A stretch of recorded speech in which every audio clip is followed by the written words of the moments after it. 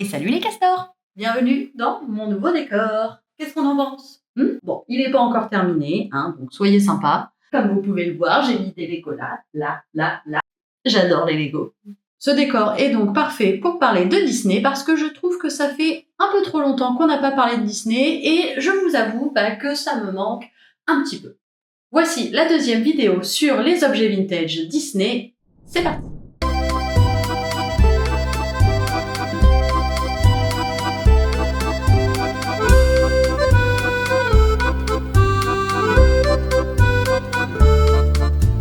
On va continuer la série des objets vintage que j'avais déjà présenté. Si vous n'avez pas vu la première vidéo, je vous invite à aller la regarder. Aujourd'hui, on va se pencher plutôt dans le Disney de mon enfance à moi. Alors moi, je suis née en 1988 et donc j'ai grandi avec les Disney sortis dans les années 90, la meilleure période possible. C'est vrai que outre Disney, les années 90, je pense mettre tout le monde d'accord pour dire que c'est une des décennies les plus classes de par l'arrivée des nouvelles technologies, l'arrivée d'Internet, l'arrivée de plein de choses. Il faut quand même avouer que Disney a énormément contribué au succès de cette période. Mais alors pourquoi? Pourquoi les années 90 alors que Disney existe depuis les années 30? Un petit peu d'histoire pour vous remettre dans le contexte et vous expliquer pourquoi cette décennie a marqué l'histoire de Disney. Alors, je ne vais pas parler de la vie de Walt Disney dans cette vidéo parce que ça fera l'objet d'une autre vidéo où j'expliquerai plus en détail vraiment son enfance, sa vie, le début des studios, etc. Là, aujourd'hui, on va se concentrer sur ce qu'est devenu la société une fois qu'il est mort en 1966. Donc, il faut savoir que Walt meurt en décembre 1966 et qu'il va falloir quasiment 20 ans à l'entreprise pour vraiment reconnaître à nouveau le succès qu'elle a pu avoir quand il était vivant. Donc directement après sa mort, c'est son frère Roy qui reprend le flambeau. Il s'entoure de plusieurs producteurs qui seront tous dirigés par E. Carden Walker, que tout le monde appelle Card, et on va pas se mentir, ce sera pas ouf. En 1968, Roy laisse la présidence de la compagnie à Don Tatum, car lui va préférer se concentrer sur la construction du parc en Floride. Donc en 1970 sort au cinéma Les Aristochats. Donc c'était le dernier projet officiel, on va dire, sur lequel Walt a travaillé. Et une fois Les Aristochats terminés, il n'y a plus d'idées. Donc la production se retrouve devant une page blanche à devoir recréer de nouveaux projets, avoir de nouvelles idées pour essayer de faire vivre la société. Donc juste après l'ouverture de Disney World en Floride, Roy meurt en 1971 et l'entreprise va devoir chercher des dirigeants hors de la famille Disney. Don Tatum devient alors président du conseil d'administration et Card, jusqu'ici directeur général, le remplace en tant que président de la société. En 1974 va sortir Robin des Bois. En 1975, pour ne rien arranger, plusieurs dessinateurs emblématiques vont partir à la retraite. La compagnie va donc privilégier plutôt les films en prise de vue réelle plutôt que les dessins animés qui demandent quand même moins de travail et va surtout investir pendant cette décennie dans le développement de Disney World pour la gestion des parcs de manière générale et la création bien sûr des attractions à mettre dedans. Donc pendant plusieurs années, aucun classique d'animation ne sortira, mais quelques films en prise de vue réelle viendront quand même maintenir un petit peu la société, comme par exemple Un amour de Coccinelle qui connaîtra un gros succès et qui sera décliné en plusieurs films. En 1977, on va avoir 2 films d'animation qui vont sortir et qui seront considérés comme classiques, donc Winnie l'ourson et Bernard et Bianca qui lui pour le coup va un peu plus marquer les esprits. Donc vous l'aurez compris, résumé des Disney d'animation sortis dans les années 70, Les Aristochats, Robin des Bois et Bernard et Bianca. Waouh! Alors attention, je ne dis pas qu'ils sont pas bien, je dis juste que en 10 ans, c'est un peu juste. Ensuite, on arrive en 1980. Card Walker va céder sa place à Ron Miller, donc gendre de Walt Disney. Et l'apparition des nouvelles technologies comme l'arrivée de la VHS va relancer les anciens dessins animés qui vont pouvoir ressortir et être visionnés à la maison. Une nouvelle génération de dessinateurs va petit à petit commencer à revenir et remotiver le studio à faire et a créé de nouveaux dessins animés. En effet, après 4 ans d'absence totale de création de dessins animés, le studio relance la machine et va créer cette année-là Rox et Rookie, qui va permettre de relancer une nouvelle dynamique avec un nouveau style de dessin. En 1982, un deuxième parc d'attractions à Disney World ouvre. Il s'agit de Epcot. Et cette même année va arriver le premier film totalement fait en images de synthèse, Tron, qui va quand même aussi révolutionner l'avenir de l'animation. 83, Tokyo Disneyland ouvre ses portes. Donc le début des années 80 marque aussi l'arrivée de la télévision dans les foyers. Donc Disney, pas fou, va également se servir de ça et de ce succès grandissant en créant des émissions de télévision pouvant être diffusées tous les jours ou toutes les semaines et en pouvant ainsi créer une habitude au sein des foyers. La compagnie va même créer sa propre chaîne, Disney Channel, mais on ne s'arrête pas là. En 1984, Miller va même créer un second label, Touchstone,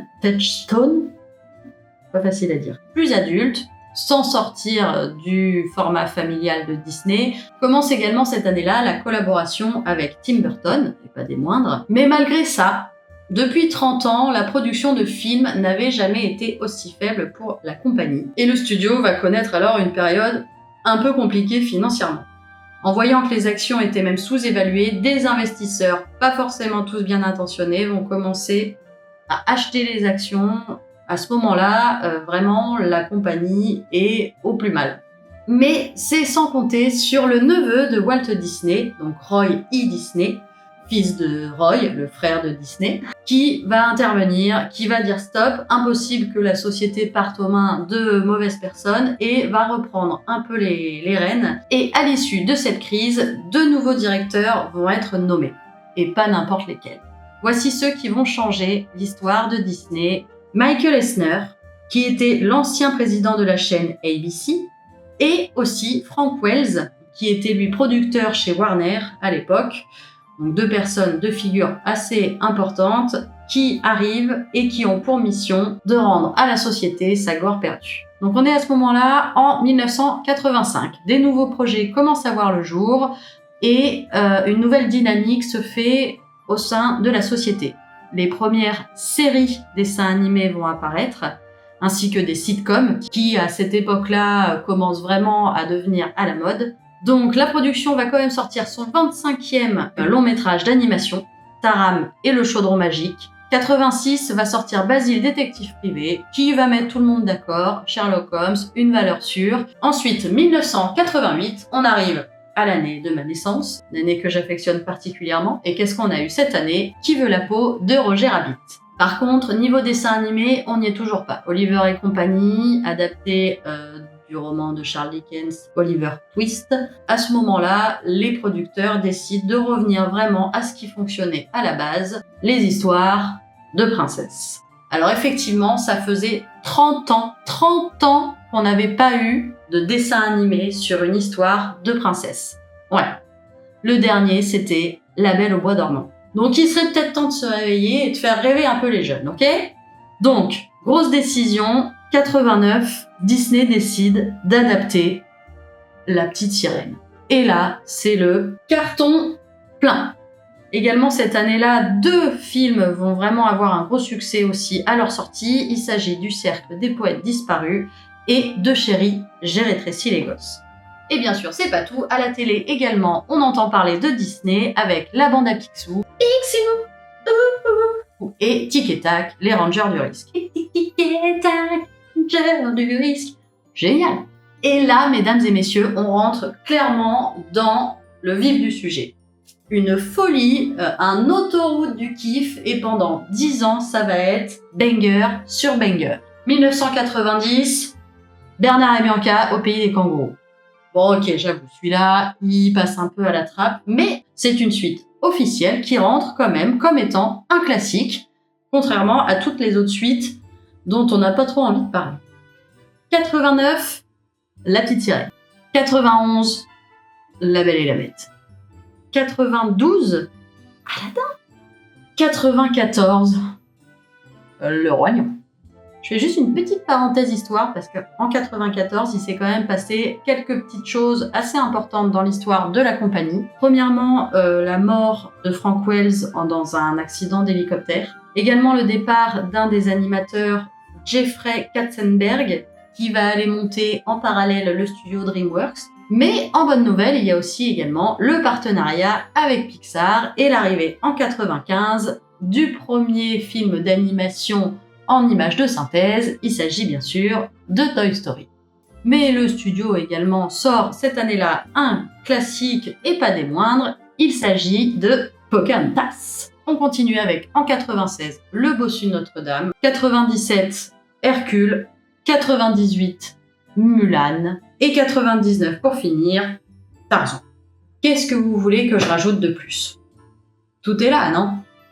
Tous les dessins animés qui sont sortis pendant les années 90 sont tous exceptionnels. Chaque histoire est parfaite. On apprend, on découvre des nouvelles cultures. Les musiques sont toutes incroyables. Et les références, Jafar, je crois. Ah si, c'est bon ça. Circule, avant que je te bouscule. Bref. Bon, évidemment qu'après, il va se passer plein d'autres choses, mais pour cette vidéo, on va s'arrêter là parce que je veux vraiment me concentrer sur les années 90. Donc, c'est fini pour la petite parenthèse histoire, et maintenant, on va passer aux objets à vous présenter. Allez, je vous sors mes vieilles reliques de mon enfance. C'est parti! Premier objet! Je vais commencer par un qui est peut-être pas forcément important, mais ça a quand même été très malin de la part de Disney de ramener ça dans les foyers. Et je parle bien sûr de tout ce qui est parure de drap. J'ai par exemple ici une Winnie, et j'ai également la petite sirène. Je sais que j'avais Aladdin dans mes souvenirs. Bref, en tout cas, ils étaient aussi très très forts, parce que du coup, on dormait avec nos héros préférés, et ça n'avait pas de prix, quoi. J'ai parlé sur la première vidéo de tous les différents supports qu'on pouvait trouver, que ce soit livres, musique, etc. Donc j'en ai récupéré quelques-uns d'autres que je vous montre. Je ne les considère pas comme des objets parce que j'ai déjà présenté les livres, mais je voulais quand même vous montrer celui-là que j'ai récupéré entre-temps et qui date quand même de 1958. Et oui, Walt était encore vivant quand ce livre est sorti. Et je vous montre également la BD que j'ai récupérée. Donc c'est une série de BD qui est sortie dans les années 80 et qui retrace l'histoire de Mickey en bande dessinée. Et donc c'était un support quand même très important à l'époque. Moi, là où je voulais en venir, c'était les autres supports plutôt musicaux. Pour commencer, j'ai retrouvé un CD avec les musiques du Roi Lion. Et également, pour repartir un peu plus dans le temps, on a la cassette audio du Bossu de Notre-Dame. C'est bien la bonne cassette officielle avec les musiques du film. Mais également, bien sûr, on ne peut pas parler des années 90 sans parler des VHS. Alors, là, je vous présente, j'en avais beaucoup, mais bien sûr, je n'ai pas tout conservé. Mais j'ai quand même gardé le premier, bien sûr, Blanche-Neige. J'ai également le Bossu de Notre-Dame. Et j'ai, alors me demandez pas pourquoi, j'ai également 2 cassettes du Roi Lion. Et je trouve ça intéressant de vous la montrer parce que même si celle-ci est un peu comme les autres simples, celle-ci avait la tête de Mickey sur la tranche. Et ça, je trouve ça plutôt cool. Et j'ai même retrouvé dans la jaquette une enveloppe avec écrit « Ouvrez-moi vite » qui n'a jamais été ouverte. Donc, pour vous, on l'ouvrira à la fin de la vidéo. Si ça se trouve, c'est des places pour Disneyland. Bon, si c'est le cas, je pense pas qu'elles soient encore valables, mais bon, ça m'intéresse de savoir. On ouvre ça ensemble à la fin de la vidéo.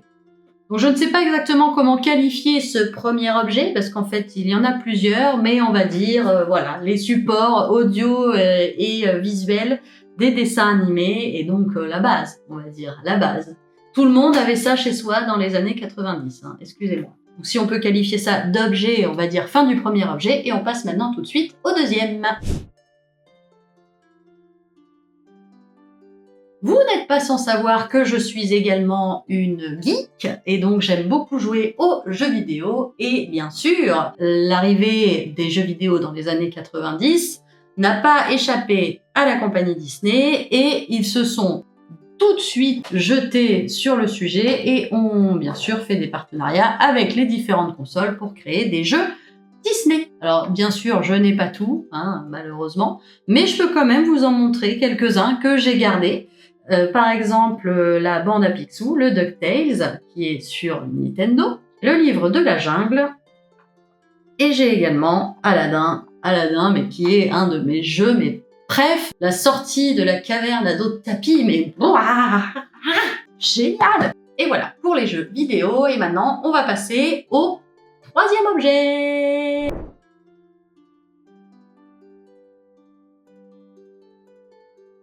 Et troisième objet, au pluriel, il va s'agir des jouets. Évidemment, vu que j'avais entre 0 et 10 ans, je passais mon temps à jouer. Et avec quoi je jouais?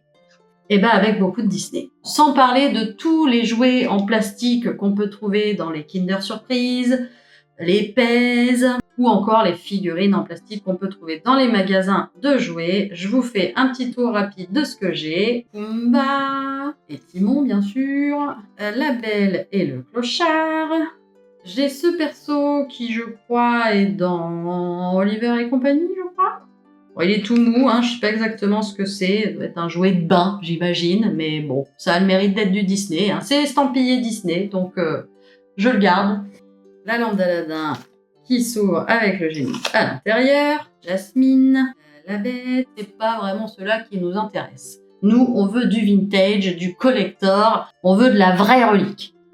Bon, pour ça, je peux vous montrer, moi, ce avec quoi j'ai joué le plus. Il s'agit des Barbies. Si on fait dans l'ordre de sortie, j'ai donc la petite sirène, et j'ai quand même toujours le soutif, c'est important de le souligner. La Belle et la Bête, donc j'ai la Belle, bien sûr, donc là, avec sa robe bleue, que j'ai également en robe dorée, bien sûr. Ensuite, parce que j'ai pas que des filles, oui, j'ai aussi des princes, voilà, j'ai Aladdin, parce que j'aimais trop Aladdin. Esmeralda, que j'aimais trop, en plus, elle était articulée, pour le coup, elle, pas comme toutes les Barbies, mais elle était articulée dans tous les sens, parce qu'elle dansait, et ça, c'était trop bien, elle est magnifique. Et ensuite, perso que j'ai adoré aussi, avec un chara design incroyable et une personnalité de fou, j'adore, c'est Megara. Il manque les petits boutons, en tout cas il m'en reste plus qu'un sur les deux. Les Barbie, faut savoir que moi je les ai saignées, je pense, de mes 5 à mes... Franchement, je pense que j'y joue encore au collège. Mais il y a aussi également un autre jouet qui ne se fait plus maintenant et qui était très à la mode dans les années 90 et Disney a très bien su s'en servir, il s'agit de Polly Pocket. Alors, faut savoir que j'avais le Polly Pocket du bossu de Notre-Dame, mais je n'arrive pas à remettre la main dessus, donc je vous montrerai peut-être à une autre occasion si un jour j'arrive à le retrouver. Je sais que je l'ai pas acheté, mais je sais pas où il est. Ça m'embête un peu parce que celui-là, pour le coup, je l'avais vraiment acheté à l'époque, mais j'ai quand même d'autres choses à vous montrer parce que il y a quelques années, je suis partie à la recherche des Polly Pocket Disney pour en faire la collection et du coup, j'en ai récupéré quelques-uns. Et on va commencer avec la maison de Blanche-Neige. J'ai même la plupart des nains, donc ça c'est plutôt cool. Je vais ouvrir et vous avez la maison à l'intérieur. Et donc celui-ci date de 1995 exactement. J'ai fait tomber un perso. Où est-il? Ça va pas du tout. Alors où est-ce qu'on va te mettre, grincheux? Je le mets devant la maison. Le bout du bout. Alors après, un qui est quand même très sympa et qu'on va retrouver aussi au Disneyland Californie à Toontown, il s'agit de la maison de Mickey, Minnie, je dirais plutôt Minnie, avec la petite porte qui s'ouvre, que vous pouvez également ouvrir avec la petite maison. Bon, j'ai pas le personnage, là par contre, je ne sais pas où est Minnie. En un peu moins beau, mais que... je prends quand même parce que c'est Disney. On a la petite maison de Pocahontas, qui ne correspond pas vraiment au dessin animé, avec l'intérieur de la petite cabane, mais bon, on reconnaît pas grand-chose, comme je vous dis, vu qu'elle est très rarement à l'intérieur, elle est tout le temps en train de se promener dans les bois. J'ai également, un que je trouve pas forcément très joli, mais voilà, que j'adore le dessin animé, donc il s'agit de Peter Pan, où vous avez le bateau, le rocher du crâne, on a les Indiens. Ici, pour l'arbre des enfants perdus, vu. Bon, il est sympa, j'ai pas les personnages non plus. Et le clou du spectacle, alors que vous avez peut-être déjà remarqué derrière moi, et que j'ai également dans sa version, on va dire, plus classique, c'est le château de Cendrillon. Château de Cendrillon, j'ai une copine à moi qui l'avait quand j'étais petite, et je me rappelle que j'enviais tellement, je rêvais d'avoir un jour ce jouet-là. Et donc quand je l'ai racheté, une satisfaction s'est faite en moi, vous ne pouvez pas imaginer. Bref, du coup, celui-là a pris un peu cher au niveau de la couleur, mais il est quand même fonctionnel. Je vais surtout vous montrer l'autre, parce que j'ai mis des piles dans l'autre. Ce sera peut-être plus sympa à vous montrer. Voilà, donc le château que vous pouvez défaire comme ceci.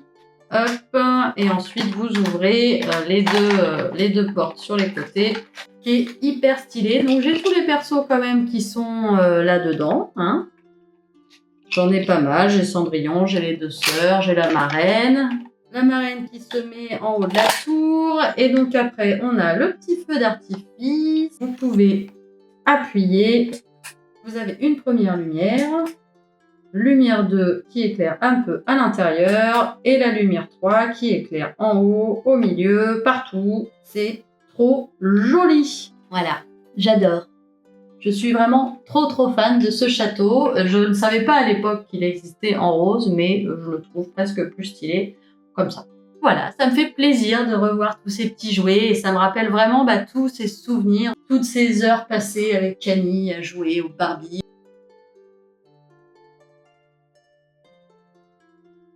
Voilà pour les jouets de mon enfance. J'ai 2-3 petites choses encore à vous montrer. J'en profite, on va remonter un peu plus dans le temps, parce que je ne sais pas si vous êtes au courant, mais un des premiers objets merchandising qu'a vendu Disney, c'était les pins.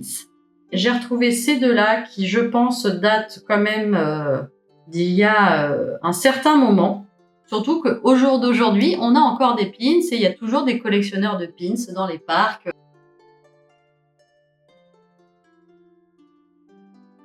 Un dernier objet quand même, un petit dernier objet bonus que je suis contente de vous montrer. Il s'agit de l'affiche de cinéma du Roi Lion qui date donc de novembre 94. Affiche de cinéma officielle que j'avais récupérée avec Mufasa en fond. Alors certains y verront Mufasa, d'autres y verront une nana de dos en slip. À vous de juger. On voit encore, si on regarde bien les traits des pliages,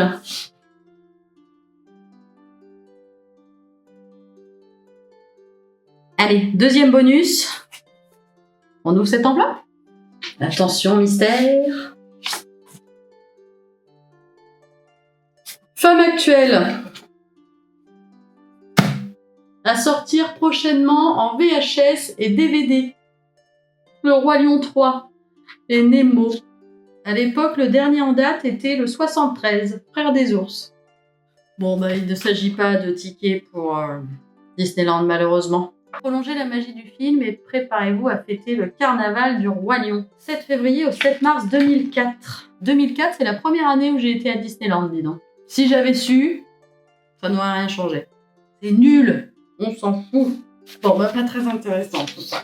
C'est pas grave. En tout cas, j'espère que cette vidéo vous aura plu. Moi, ça m'a fait plaisir de vous montrer tout ça. Une troisième vidéo arrivera sur les objets vintage, parce que j'ai encore un objet en particulier que j'aimerais vous présenter. Il s'agit des tickets de Disneyland en Californie qui datent des années 60, mais pour le coup, je ferai une vidéo dédiée à Disneyland. N'hésitez pas à aller voir la première vidéo des objets anciens si vous ne l'avez pas vue, à aller voir la vidéo sur l'Expo Disney que j'ai faite l'été dernier. Vous pouvez également vous abonner, mettre un petit pouce bleu, une cloche, ça fait toujours plaisir. Moi, je vous embrasse et je vous dis à la prochaine pour une nouvelle vidéo.